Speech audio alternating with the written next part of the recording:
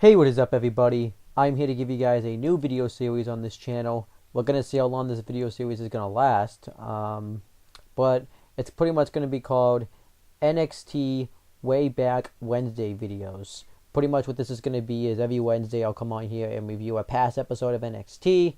And I got this idea because the WWE YouTube channel last week posted a past NXT match and called it that, so I figured I would retaliate with this. Instead of doing just the match itself, though, I'm going to review the whole show that match was on. So, yeah, I'm going to do this every Wednesday. Let's see how far this series goes. It will probably go on forever. So, yeah, this could be fun because I can review some old NXT episodes and kind of, and this is like, I could probably get to the point where NXT gets like some bad episodes in there. So now, if the WWE's YouTube channel doesn't post a NXT episode every week, I will pick one myself or ask you guys to pick one. So if you want to pick an NXT episode for me to review, please comment down in the comments an episode you'd like to see. So I'm just going to get right into this one. It was kind of fun going back and rewatching this episode because with NXT, since it's a developmental brand, it's kind of fun to go back and kind of see how certain characters progress and where they started in the early stages. So it's going to make this a little bit fun. This is going to be kind of structured just like the Retro Wrestling Review series and the Flashback Friday Review series, where I talk about the match, kind of why the match is happening, and give it a purpose. And talk about where both wrestlers went from this match. So let me get right into it. So today's NXT episode is going to be NXT from January 3rd, 2013. So this was kind of like, kind of during the beginning stages of NXT. Because NXT,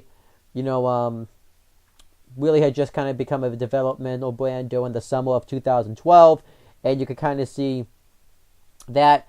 But it was still, they were still producing some very good television shows here. I thought this was actually a pretty good show. And we had the commentary team of William Regal and Tony Dawson, which I loved hearing William Regal on commentary. I think he did a very good job on commentary. He did a very good job being the play-by-play guy, but also talking about kind of like what his experiences was being in certain type of match, like a tag team match, for example. So, yeah, and Tony Dawson was okay. I remember I saw him commentate a few times for WWE. I thought he was okay. And, as for where both these guys are now, William Regal is currently the general manager of NXT, and he's kind of like a talent scout down there. He goes out and picks all the talent. And, as for Tony Dawson, we don't really know what happened to him. He was signed to WWE. He did some commentary dates, but he just was randomly released, and I don't know what happened to Tony Dawson. But he did fine on this show. He wasn't perfect, but he did fine. When announcer was Byron Saxton, and obviously we know now Byron Saxton, kind of stepped away from being a wrestler, so he went on to do announcing and stuff. And eventually he went on to be a commentator, and now he commentates on the main roster. And since there's a brand split, he commentates for SmackDown. And like the narrator who kind of said what the matches were was Scott Stanford. Now I don't know what he does now, but I know he's still there in some sort of capacity. But I know he was like the pre-show analyst for like Raw and SmackDown, but now that they don't have that anymore. I think he narrates the This Is WWE. He narrates WWE Week on the WWE Network every week. I believe that's what he does, but I'm not really exactly sure. So it was kind of interesting going back and rewatching it. And it showed the NXT intro, and I was going to kind of spend some time talking about it, but it really didn't show a lot of it. But I loved the Owen NXT intro. It was pretty cool. But it gets interrupted when the Shield, you just see them in the ring. Yeah, this was when the Shield was together. They had just gotten together at Survivor Series 2012, and they were attacking some two no-name jobbers. I tried to look them up and see if it was anybody that I knew, but it wasn't. And they beat them up. And the American Dream, Dusty Rhodes, come out, and at the time he was the commissioner of NXT, which it's kind of nice to see Dusty Rhodes out there, and it's kind of sad at the same time because like if for some odd reason when I see Dusty Rhodes come out there and stuff, it always makes me kind of sad because he's the one that I think you know really made NXT what it is today.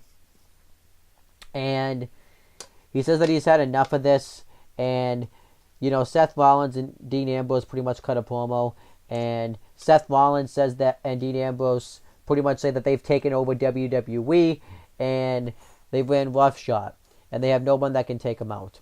And Dusty Rhodes retaliates, saying that, you know, when they made Seth Rollins NXT champion, because at the time Seth Rollins was the NXT champion, he was the first NXT champion. You know, he thought he had all the potential in the world, but then he threw away his legacy by doing the stuff he was been doing with the Shield. And Dusty Rhodes forces him to defend the NXT Championship tonight, but Dean Ambrose says that no one's going to tell them what to do, and Dusty Rhodes says that if he doesn't, he'll strip Seth of the NXT title. So Seth agrees, and Dusty Rhodes announces that it will be against Corey Graves, and you know, they say that Corey Graves has been causing a lot of injustice, so the Shield was fine with this. I like this opening segment. It was really good. This was one of the best things on the show. Watching this segment reminds you how great on the mic Dean Ambrose used to be. He still is, but Dean Ambrose just is not the performer now that he was back then. He's completely different now. So yeah. I'm only going to get into the aftermath of whether any of these guys are. I kind of already did with Dusty. Because they show up later on in the main event segment. Then we had the first match on the show. It was Bo Dallas versus Epico with Primo ringside. I thought this was a solid opening matchup. Bo Dallas still wasn't the best wrestler then. He was better here than he was, you know, on than he is nowadays. What I used to like about NXT was, you know, there was a tag team like Primo and Epico who weren't really doing anything at the time, so they would stick them into NXT. They did it a lot with their enhancement talent, and I wish they would still do that now. They sort of do that, but not as much. But Epico pretty much dominates the matchup for a long time. He hits a springboard elbow drop to the back, a split-legged back kick to the back of the head. Bo Dallas starts to make a comeback. He hits a overhead scoop slam, and then he hits a spear on Epico for the win. So I thought the match was, you know, a decent match. Probably give it 2.25 stars. And then afterwards, Primo and Epico are about to gain up on him. When who comes out to make the save? None other than Michael McGillicuddy. And Primo and Epico back off, and McGillicuddy and Bo Dallas stand tall. I just kind of find this very funny because, you know, obviously now Michael McGillicuddy is known as Curtis Axel, and Bo Dallas is now on the main roster. He's been, you know, he became NXT champion and was one of the longest reigning NXT champions. I think he's like the third longest reigning NXT champion, which they kind of like to forget about because of who else has been champion. And it's kind of funny because these guys always get stuck being paired together somehow. I'm not saying that it's a bad thing, but they always get paired together somehow. Here they were, you know, obviously Michael McGillicuddy, they weren't together for a while, but Michael McGillicuddy obviously became known as Curtis Axel, became Intercontinental Champion and all that stuff. And eventually, once Bo Dallas kind of went up on the main roster, they were together in the faction known as the Social Outcasts, and then they were together as a team on Raw. Then they feuded when Curtis Axel had that short face run, and then they kind of went their separate ways, and now they're back together again as the Miz Taraj. So it's kind of funny that these guys are still together now, and it's like they always have that instant chemistry together. And obviously Primo and Epico are still a team. They did the whole Los Matadores crap, and now then they did the Shining Stars gimmick, and now they're back together as just Primo and Epico, the Colognes. So whatever, they really haven't gone much from this. So, but overall, I thought this was a decent segment. Then we had Sasha Banks versus Tamina Snuka. Sasha Banks, you watch this match here, and you watch her. It's complete 360. It's a complete different Sasha Banks. You know, she was pretty much the nice girl in NXT, and obviously the WWE realized that wasn't going to work, so they changed her character. It was kind of funny to watch her here. Really no purpose for this match. Tamina squashed her, hit the Samoan drop, and then the Superfly Splash for the win. It was very interesting to hear people chant Snuka, because that's a chant that's never ever going to get chanted again. And it's kind of interesting that you wouldn't even dream now that Tamina Snuka would squash Sasha Banks. If I told you that was going to happen today, you would have told me I was living in a fantasy world. But that's exactly what happened here. So you can totally see that they were still trying to figure it out with Sasha Banks. And obviously, eventually they did. She became the boss of NXT. She became probably one of the best heels that the NXT's ever seen. She's had some of the best matches down there. She's a former NXT Women's Champion. Now she's on the main roster. And she's a former four-time. Yeah, she's a former four-time WWE Raw Women's Champion. As for Tamina Snuka, she's pretty much kind of in the exact same spot. She's the bodyguard for. She's been the bodyguard for various professional wrestlers and stuff, so she's pretty much hasn't really changed, and she still sucks. Then we had the next match. It was a tag team match: Cassius Ohno and Leo Kruger versus Tyson Kidd and Justin Gabriel. It was kind of interesting to see Cassius Ohno and the Shield on the same show, knowing that, that originally when CM Punk pitched the idea that he wanted to see the Shield, Roman Reigns wasn't one of the guys he wanted in it. He wanted Cassius Ohno in it, but instead they went with Roman Reigns. Looking back, that was probably a better decision that they put Roman in there instead, because I don't know if Cassius Ohno really would have fit with Rollins and Ambrose. You could definitely see that. Cassius Ohno, obviously, you could totally see where the weight issue was kind of starting to become an issue, I guess. It really didn't. I don't think it really became an issue probably till later on in the year, because he really wasn't. He wasn't nearly as fat back then as he is now. And obviously the purpose of this match was Cassius Ohno and Leo Kruger took out Tyson Kidd and injured him, which I think was legit, because I think this was around the time when Tyson Kidd had gotten hurt, but I'm not exactly sure. And Tyson Kidd and Justin Gabriel wanted to get revenge. So this was actually a good tag team match. One of the best matches on the show. Justin Gabriel and Tyson Kidd. Gabriel hits a suicide dive on Ohno, I think, and Kidd hits the cannonball from the apron. And then they get the heat on Tyson Kidd for a while. Then Justin Gabriel gets the hot tag. And he tries to win the match with a crossbody, but Ohno breaks up the pinfall and knocks Kidd out of the ring. And then I almost just called him Adam Rose, but he wasn't Adam Rose at the time. Leo Kruger wins with like a neck breaker that Michael McGillicuddy does now. I forget the name of it. And gets the victory. It made sense because this was the young talent. They were still developing their characters, so it made sense for them to go over.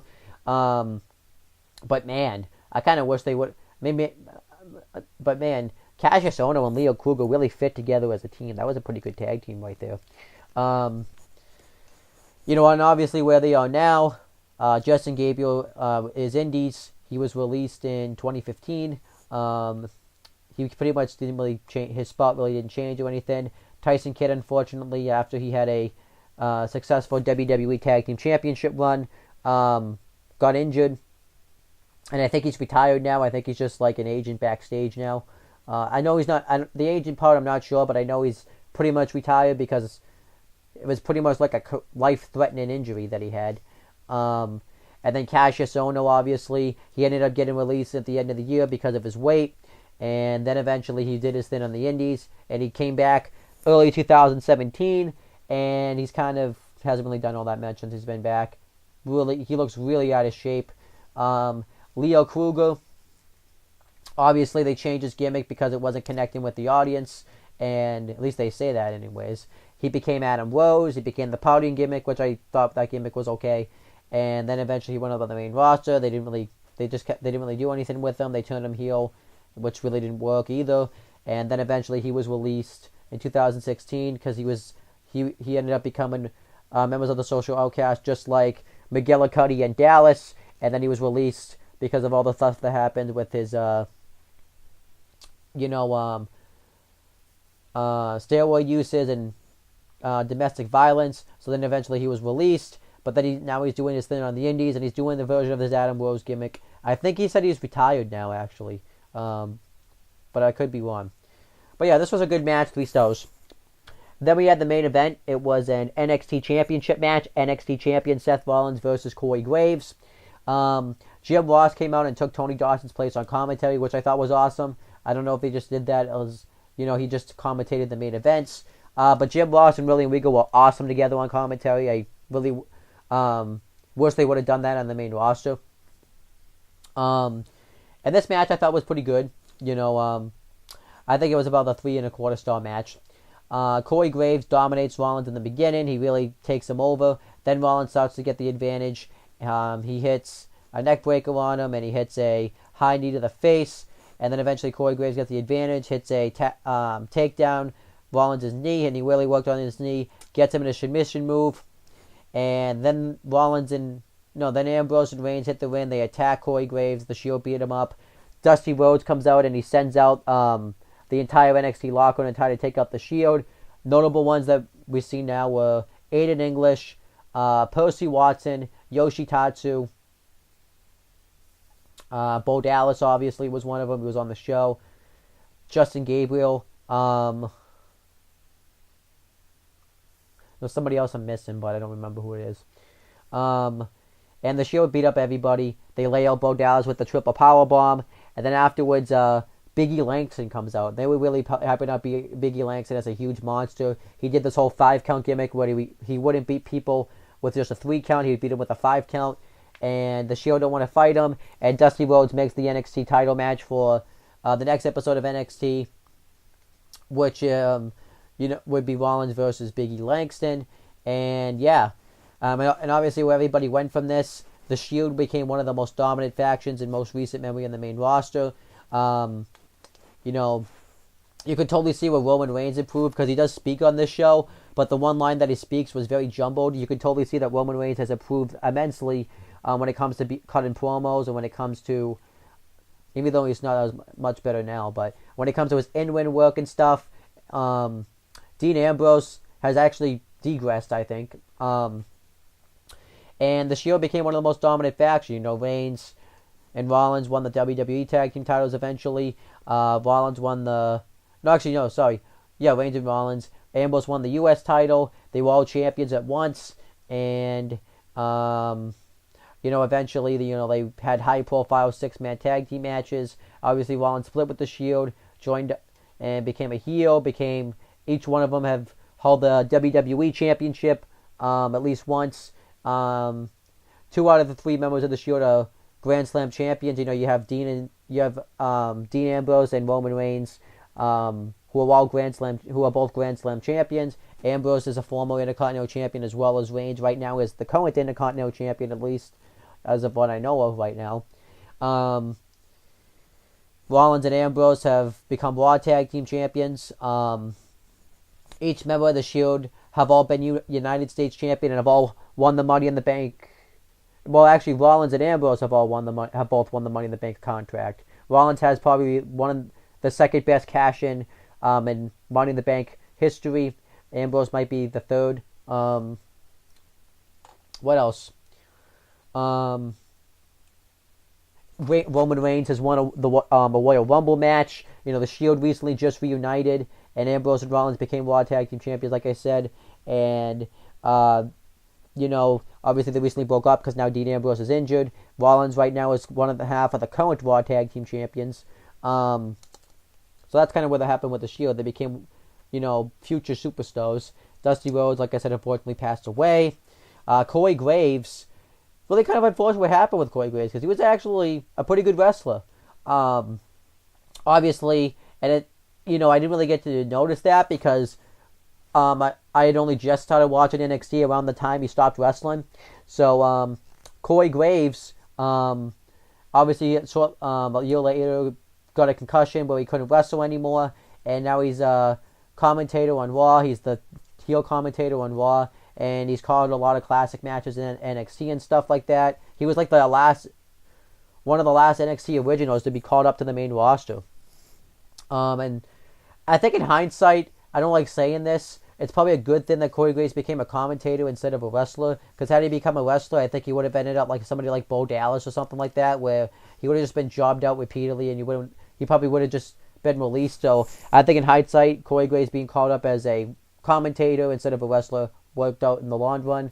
As for the other wrestlers over here, Yoshitatsu is in Indies. He got released in 2014. I think Colin Cassidy was out there. He became known as Big Cass, and he, was on the verge of probably have a huge singles run, but now he's injured. Percy Watson's now a commentator for NXT, actually, which is ironic. And Aiden English, former NXT Tag Team Champion. and he does the sinning gimmick, and he's currently in a tag team right now. I can't really think of anybody else that was out there that's of note. Big E Langston, I forgot to mention this, now is Big E. Eventually he would go on to defeat Seth Rollins to win the NXT title. I think he won it on the next episode of NXT, actually. And then now they just shortened he's a former Intercontinental Champion. Now they just shortened his name to Big E. He's like the longest reigning tag team champions of any kind in WWE. And he's like a 4-time tag team champion. So, Big E Langston has done pretty well. You could totally see the difference in Big E Langston here than to now. You could say he's a much better, all-around performer now. So I think that's kind of funny. And yeah, overall, NXT now became like this great thing.